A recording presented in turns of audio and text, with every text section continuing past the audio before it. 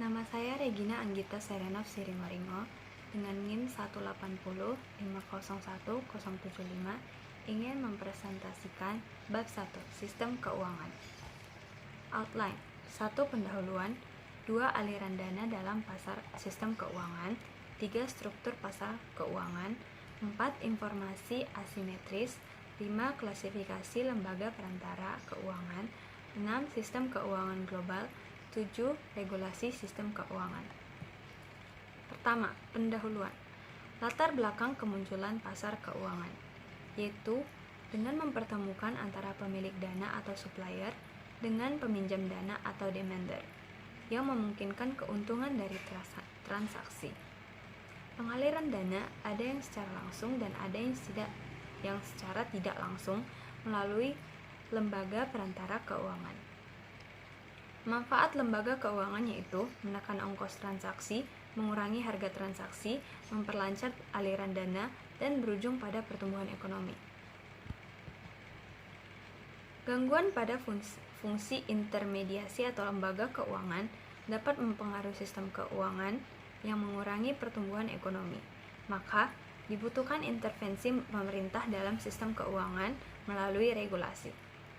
2. Aliran dana dalam sistem keuangan. Perantara keuangan dalam pembiayaan tidak langsung.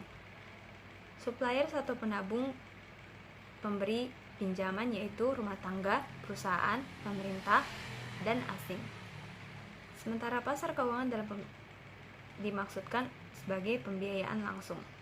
Demanders atau peminjam penggunaan satu rumah tangga, perusahaan, pemerintah, dan asing. Pihak dalam sistem keuangan. 1. Pemilik dana. Memiliki dana berlebih tetapi tidak memiliki kesempatan investasi yang menguntungkan atau pihak tidak produktif. 2. Peminjam dana. Memerlukan dana untuk merealisasikan investasi atau konsumsi karena menganggap utilitas melaksanakan saat ini lebih tinggi atau pihak tidak produktif. Manfaat adanya aliran dana dalam sistem keuangan yaitu kegiatan investasi yang meningkatkan produksi ditambah kegiatan konsumsi yang akan menimbulkan peningkatan pertumbuhan ekonomi dan kesejahteraan masyarakat. 3. Struktur pasar keuangan. Klasifikasi pasar keuangan. 1. Berdasarkan waktu jatuh tempo instrumen. 2. Berdasarkan prioritas pengembalian. 3. Berdasarkan urutan transaksi. 4. Berdasarkan organisasi pasar. Pasar keuangan berdasarkan waktu jatuh tempo instrumen. A. Pasar uang adalah pasar keuangan yang mentransaksikan sekuritas atau instrumen yang memiliki waktu jatuh tempo kurang dari 1 tahun. B. Pasar modal. Pasar keuangan yang mentransaksikan sekuritas atau instrumen dalam jatuh tempo lebih dari waktu 1 tahun. Pasar keuangan berdasarkan prioritas atau pengembalian. A. Pasar obligasi. B. Pasar ekuitas. Pasar keuangan berdasarkan urutan transaksi. A. Pasar primer. B. Pasar sekunder. Pasar keuangan berdasarkan organisasi pasar, yaitu pasar bursa dan pasar non-bursa. 4. Informasi asimetris. Argumentasi kemunculan lembaga perantara keuangan. Analogi pasar jeruk Medan. Informasi asimetris menciptakan ongkos transaksi keuangan, yaitu pilihan merugikan dan bahaya moral. Pilihan merugikan adalah perilaku yang muncul karena adanya informasi asimetris sebelum transaksi. Contohnya, ketidakmampuan mengetahui risiko atau gagal bayar peminjaman berpotensi merugikan pemberi pinjaman. B. Perilaku bahaya moral muncul setelah transaksi dilakukan. Contohnya, peminjam mengalokasikan pinjaman ke aktivitas berisiko tinggi untuk memperoleh return tinggi. 5. Klasifikasi perantara lembaga keuangan. Berdasarkan sumber dana yaitu lembaga penerima simpanan, contractual saving institution, dan perantara investasi. 6. Sistem keuangan global.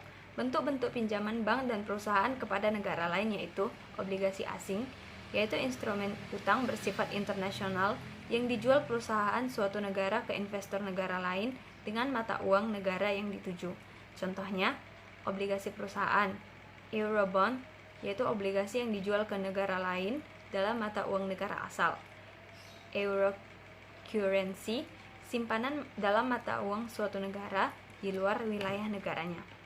7. Regulasi sistem keuangan. Mengapa dan oleh siapa? Karena adanya risiko akibat informasi asimetris, maka dilakukan oleh otoritas bank sentral. Bentuk regulasi sistem keuangan. A. Menyediakan informasi kepada publik.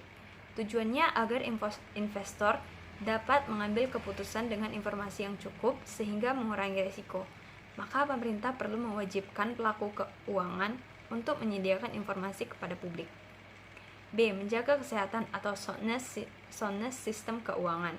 Keterkaitan antar pelaku usaha keuangan menyebabkan mudahnya penularan kegagalan yang dapat mengganggu sistem keuangan dan menghambat pertumbuhan ekonomi. Oleh sebab itu, pemerintah perlu menjaga kesehatan sistem keuangan, seperti penetapan batasan suku bunga rekening koran atau checking account. C. Meningkatkan kemampuan otoritas moneter. Otoritas moneter atau bank sentral perlu memiliki keterkaitan kuat dengan lembaga keuangan untuk menjaga kestabilan sistem moneter. Contohnya, melalui penetapan cadangan minimum bagi BLKL untuk mengendalikan jumlah uang beredar. 4. Menggairahkan kepemilikan rumah. Merupakan kebijakan yang bersifat mikro dan bias kepada sektor tertentu, berpotensi menyuburkan adverse selection and moral hazard karena berorientasi kepada pemilik dana. Ini kerap dilakukan oleh otoritas moneter di less developed countries atau LDC. Study case-nya dapat kita baca di sini, resesi dan bom waktu derivatif. Istilah-istilah pentingnya juga bisa kita baca pada slide ini. Sekianlah presentasi yang dapat saya lakukan. Selamat siang dan terima kasih.